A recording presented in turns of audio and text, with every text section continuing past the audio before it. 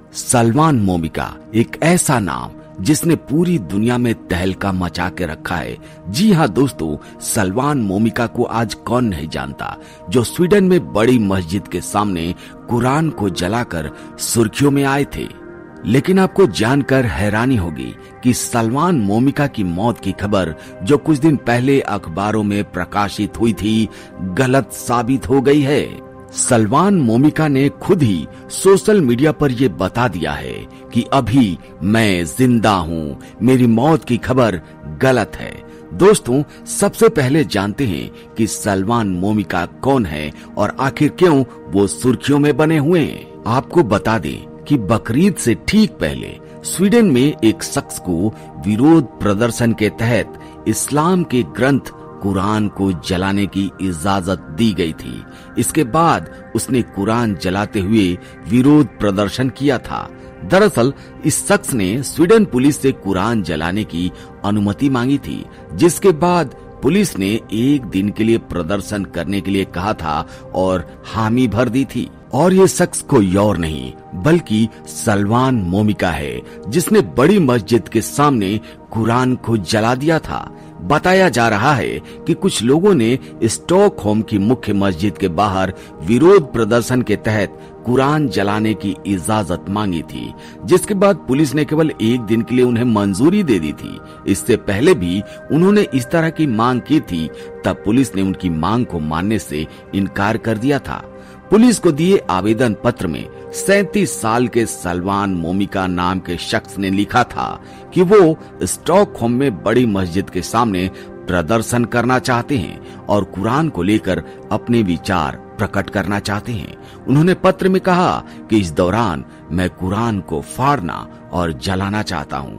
वहीं पुलिस का कहना है कि शांति व्यवस्था बनाए रखने के लिए देश भर से अतिरिक्त फोर्स बुलाई गई थी।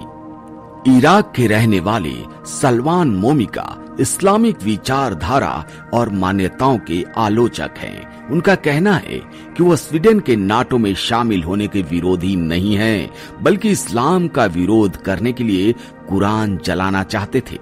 और उसके बाद उन्होंने मस्जिद के सामने कुरान को फाड़ा और जला दिया, जिसके बाद इस्लामिक देशों में हड़कंप मच गया है और कट्टरपंथियों की हवा गुम है।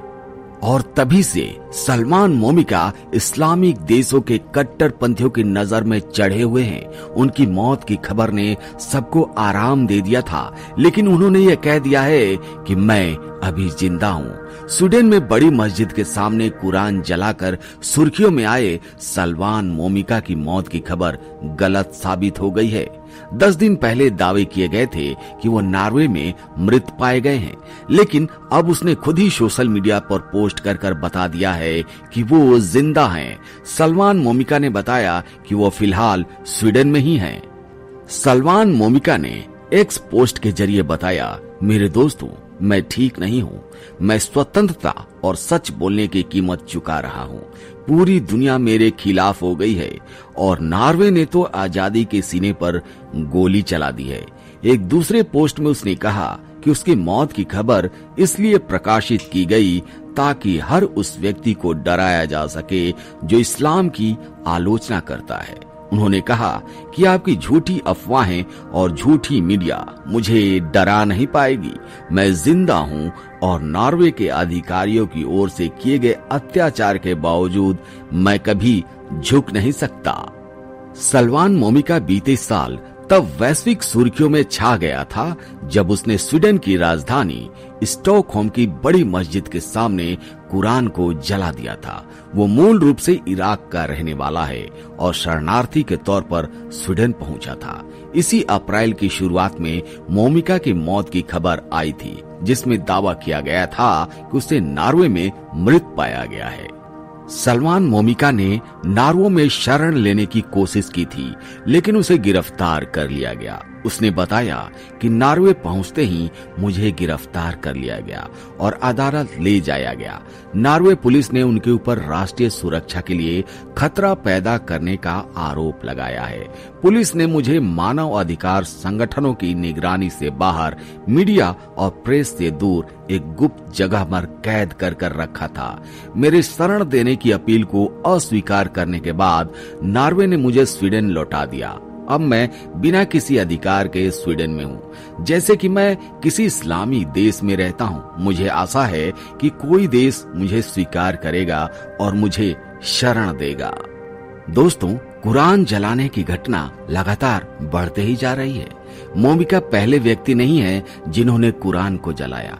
इससे पहले भी चीन में कुरान जलाया गया था और अब तो इस्लामिक देशों में भी कुरान को जलाया जा रहा है और इस्लाम का विरोध किया जा रहा है।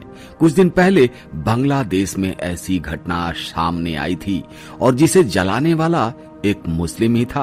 और इसके बाद तो पाकिस्तान जैसे कट्टर मुस्लिम देश में भी इस घटना का सामने आना सबको आश्चर्य में डाल रहा है कि आखिर क्यों दुनिया इस्लाम का विरोध कर रही है और आखिर क्यों मुस्लिम ही इसका विरोध कर रहे हैं। दोस्तों, आप अपने कमेंट जरूर बताइएगा। फिलहाल आज के वीडियो में इतना ही। मिलते हैं आपसे अगले वीडियो में एक नए टॉपिक के साथ। तब तक के लिए जय हिंद, जय भारत, जय सनातन।